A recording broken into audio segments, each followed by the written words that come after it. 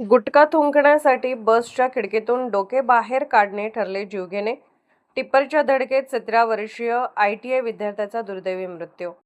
कर्नाटकातील धारवाड जिल्ह्यातील कुंदगोळ शहराबाहेर बुधवारी दुपारी घडलेल्या भीषण अपघातात 17 वर्षीय ITI विद्यार्थ्याचा दुर्दैवी मृत्यू झाला.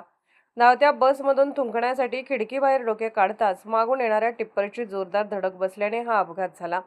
मृत विद्यार्थ्याचे नाव पक्कीरेश वय 17 असे असून तो हुबळी येथील एका ITI महाविद्यालयात शिक्षण घेत होता. कॉलेज सुटल्यानंतर तो कर्नाटक राज्य परिवहन महामंडळाच्या हुबळी लक्ष्मेश्वर बसने आपल्या शिरूर गावाकडे निघाला होता. प्रवासादरम्यान तो बसच्या मागील बाजूस बसला होता. कुंदगोळ शहराबाहेर बस आल्यानंतर पक्कीरेशने गुटखा थुंकण्यासाठी खिडकीबाहेर डोके काढले. त्याचवेळी बसच्या मागून भरधाव वेगाने येणाऱ्या टिप्परची त्याला जोरदार धडक बसली. धडक इतकी भीषण होती की त्याचा जागीच मृत्यू झाला.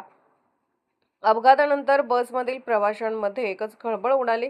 घटनेची माहिती मिळताच कुंदगोळ पोलिसांनी घटनास्थळी धाव घेऊन पंचनामा केला. मृतदेह शवविच्छेदनासाठी पाठवण्यात आला असून अपघाताचा पुढील तपास सुरू आहे. या दुर्दैवी घटनेमुळे धावत्या वाहनातून डोके, हात किंवा शरीराचा कोणताही भाग बाहेर काढणे किती धोकादायक ठरू शकते याची पुन्हा एकदा जाणीव झाली आहे.